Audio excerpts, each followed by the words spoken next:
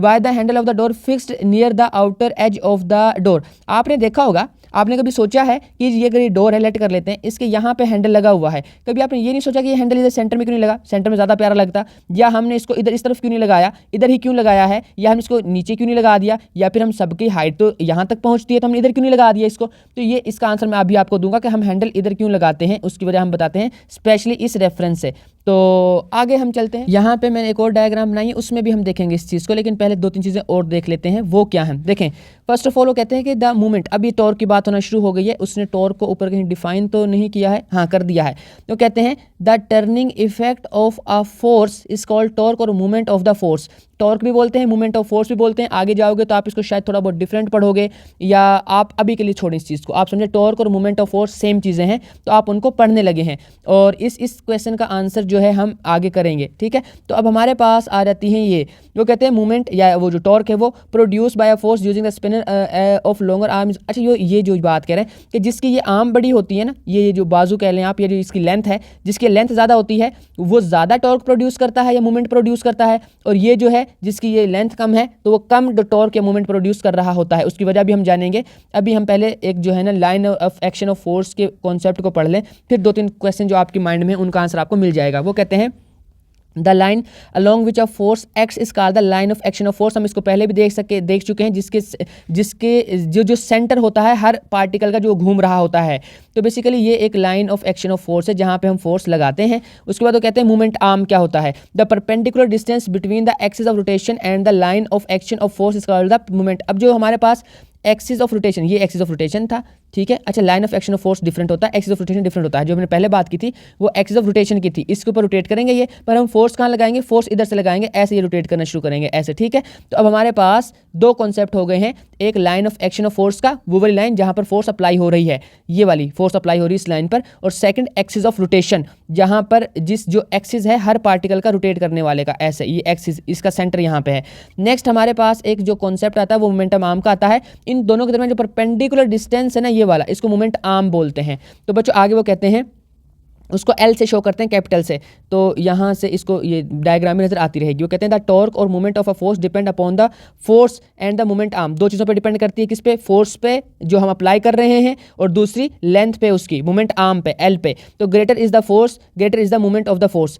Movement of the force यानी कि torque, T से रिप्रेजेंट किया मैंने यहाँ पे, जो टॉर्क है वो डायरेक्टली प्रोपोर्शन है फोर्स के, फोर्स ज़्यादा टॉर्क ज़्यादा, फोर्स कम टॉर्क कम। उसके बाद वो कहते हैं नीचे नेक्स्ट वाली लाइन में कि ग्रेटर इज द, उसके बाद कहते हैं similarly longer the movement arm greater the movement of the force. अगर लेंथ ज़्यादा होगी तो मूवमेंट भी ज़्यादा होगा, लेंथ कम होगी मूवमेंट भी कम होगा, दोनों के डायरेक्टली प्रोपोर्शन है। उसके बाद वो कहते हैं torque is the determined by the product of the force and it's movement arm. तो हम अगर इस फोर्स और एल को मल्टीप्लाई कर दें तो हम टॉर्क निकाल सकते हैं। तो ये आ गया टॉर्क का फॉर्मूला, इनके दरमियान क्रॉस मल्टीप्लिकेशन हो रही होती है, तो टॉर्क के अंदर एफ क्रॉस एल है। तो यहाँ पे ये टॉर्क का फॉर्मूला आपने याद रखना, इससे 1-2 न्यूमेरिकल सोल्व होंगे।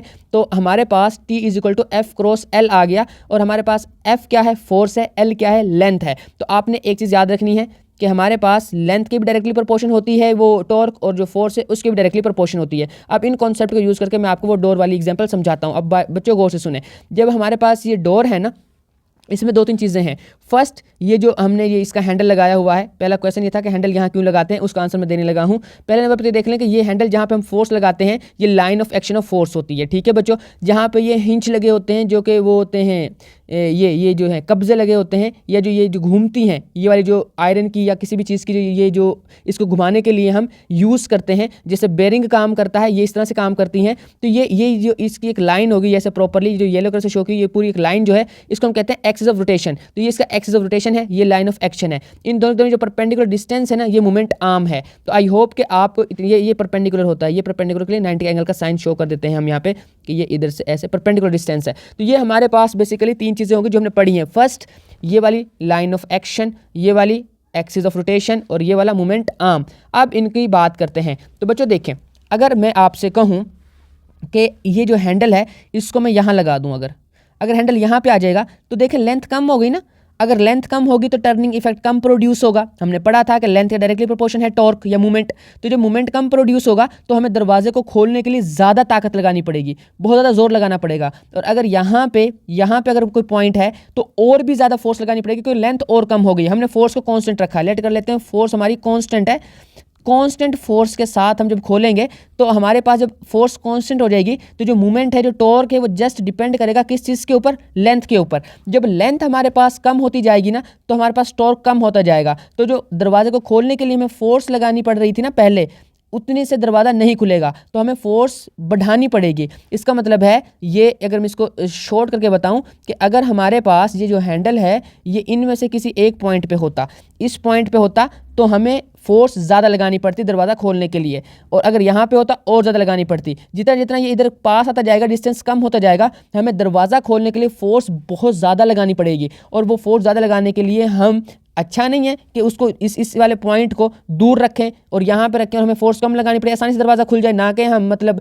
वो पूरी ताकत ही लगा के दरवाज़ा खोल रहे हों और किसी कमज़ोर बंदे से दरवाज़ा, अगर यहाँ से फोर्स लगाओगे ना, कमज़ोर बंदे से दरवाज़ा खुलेगा ही नहीं, मैं गारंटी करता हूँ। आप देखिएगा जिस तरह के डोर है ना आपके, आप इस पॉइंट पे कभी ना फोर्स लगा के दरवाज़ा खोलिएगा। पहले आप इस पॉइंट पे लगा के जहाँ पे हैंडल है, फिर उससे नीचे आइएगा, यहाँ पे लगाइएगा, फिर उससे पीछे यहाँ पे लगाइएगा, फिर इससे पीछे यहाँ पे, तो आप खुद फील करेंगे कि आपको फोर्स ज़्यादा लगानी पड़ी दरवाज़ा खोलने के लिए। तो हम क्यों ज़्यादा फोर्स लगाएं, हम कम फोर्स लगाएंगे ना, तो इसलिए हम इसको मैक्सिमम जितना हो सकता है लेंथ पे इसको लगाते हैं, ज़्यादा से ज़्यादा दूर लगाते हैं इससे, ताकि हमारे पास जो टर्निंग इफेक्ट है वो ज़्यादा से ज़्यादा प्रोड्यूस हो और हमें कम फोर्स लगानी पड़े। तो आई होप कि आपको इसका कॉन्सेप्ट समझ आ गया होगा। जो मैंने पीछे एक चीज़ छोड़ी थी वो मैंने यहाँ पे करवा दी है।